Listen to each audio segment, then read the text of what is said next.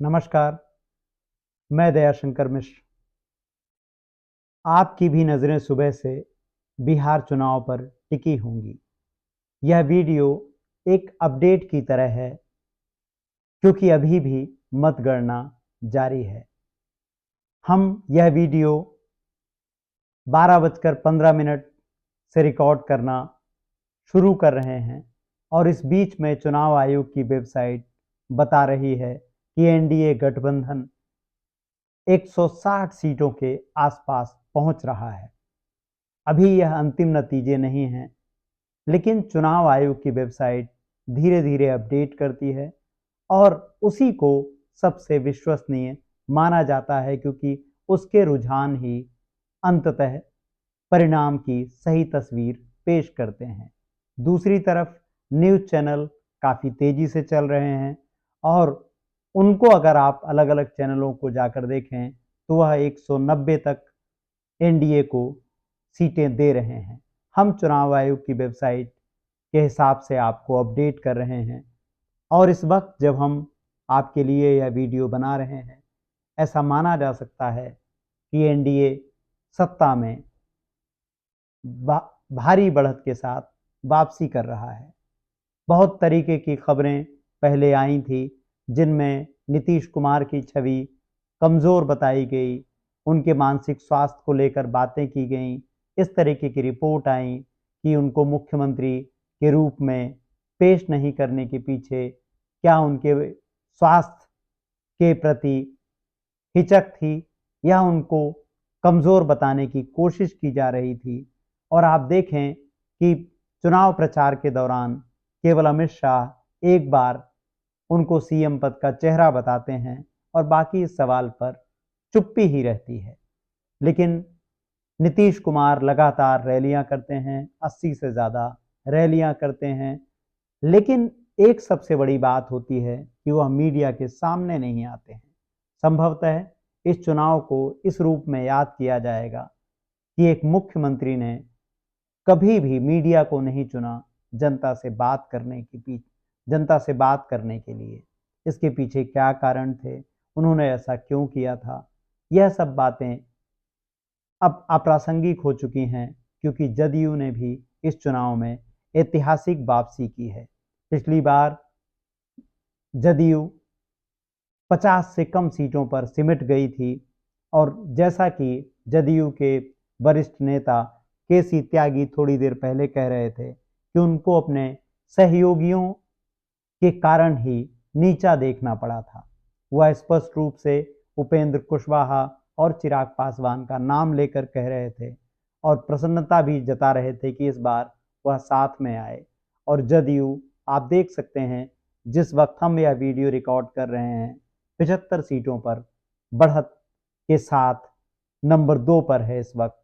बीच में वह बीजेपी से आगे भी थी। तो नीतीश कुमार की यह वापसी है। कल रात से ही पटना में नीतीश कुमार के घर के बाहर पोस्टर लग रहे थे। अमर उजाला ने आज यह खबर दी है, टाइगर जिंदा है।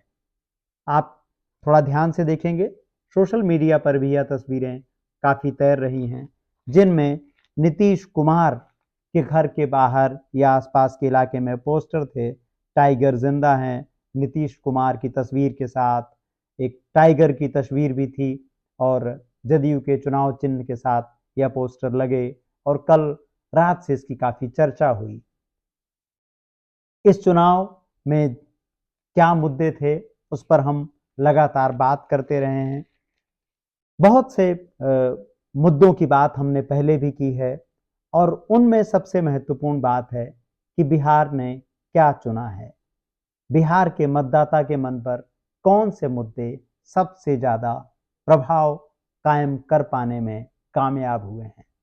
हमने देखा कि कैसे दुनिया का सबसे अमीर शहर न्यूयॉर्क में जब मेयर का चुनाव होता है तो गरीबी एक बड़ा मुद्दा है। अमीरों की बस्ती में, अमीरों के शहर में, दुनिया के अरबपतियों के शहर में जोहरान ममदानी जैसे सत्ता के प्रभाव को, धन के प्रभाव को चुनौती देते हैं गरीबों के मुद्दे के सहारे और न्यूयॉर्क की जनता उनको जिता देती है, बड़ी जीत उनको मिलती है। मुद्दे क्या हैं? गरीबी, सस्ता घर, खाना, समानता, गरिमा।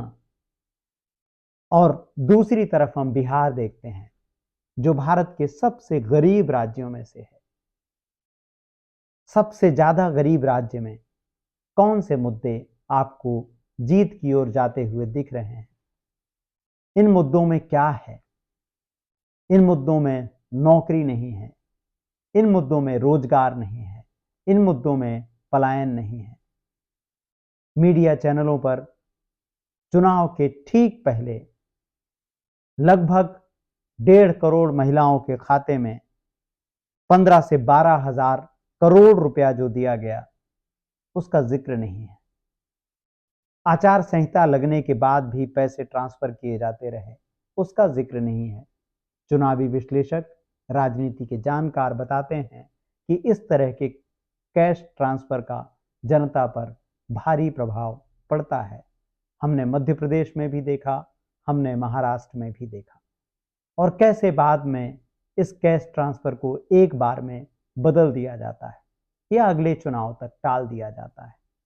तो क्या बिहार में जो गरीबी है, बिहार में जो जनता की जो उम्मीदें हैं सरकार से, वो क्या हैं? या जनता उतने में ही खुश है जो आज उनको मिला जा रहा है या आज उनको दिया जा रहा है? इस पर विस्तार से बातचीत बाद में होगी। चुनाव के अंतिम परिणामों के बाद जो तस्वीर आएगी, तब उस पर ज़्यादा स्पष्टता से हम बात कर पाएंगे। लेकिन अभी तो केवल इतना ही आप समझ सकते हैं कि बिहार में एक बार फिर एनडीए की सरकार बनने जा रही है। मुख्यमंत्री कौन होगा, इसका फैसला अभी तक नहीं हुआ है, अंतिम नतीजों के बाद होगा। क्या नीतीश कुमार फिर एक बार मुख्यमंत्री बनेंगे? तो उन कारणों पर भी बात होनी चाहिए कि पहले क्यों उनको मुख्यमंत्री के रूप में प्रोजेक्ट नहीं किया गया। अब दोबारा क्या बीजेपी के नेता ऐसी स्थिति में, जब बीजेपी बड़ी पार्टी के रूप में उभर कर सामने आई है, क्या नीतीश कुमार के नेतृत्व को स्वीकार करेंगे? ऐसे तमाम बातें हैं। लेकिन फिलहाल तो एनडीए एक निर्णायक बढ़त की तरफ है और महागठबंधन बहुत पिछड़ता हुआ नजर आ रहा है। आरजेडी, जिससे महागठबंधन को सबसे ज्यादा उम्मीदें थी, अपना पिछला प्रदर्शन उसके आसपास जाने में भी विफल रही है। तो अब देखना है कि आगे बिहार की राजनीति किस तरफ जाती है।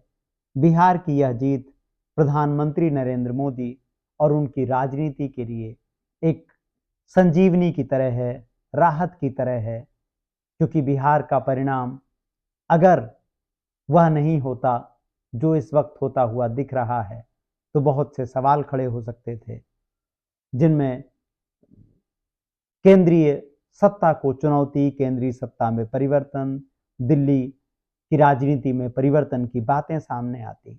लेकिन फिलहाल यह सारे सवाल खत्म हो गए हैं, काफी दूर तक के लिए खत्म हो गए हैं। आज तो इतना ही कहा जा सकता है। इन चुनावों के विश्लेषण पर, इनके मुद्दों पर हम आने वाले वक्त में बात करते रहेंगे। आप देख रहे हैं बहुत से यूट्यूब चैनल पर, टीवी चैनलों पर बहुत सी डेटा के साथ बातचीत है, बहुत अपडेशन है। हमारे कुछ दर्शकों ने भी इस तरीके की बातें हमसे कही थी, लेकिन हमारे पास उतने संसाधन नहीं हैं, इसलिए हम यह वीडियो एक अपडेट की शक्ल में, ताकि आप तक कुछ जानकारी पहुंचती रहे, उस रूप में लेकर सामने आए। हम बिहार चुनाव पर आने वाले वक्त में और भी विश्लेषण लेकर आपके पास आते रहेंगे। नमस्कार, धन्यवाद।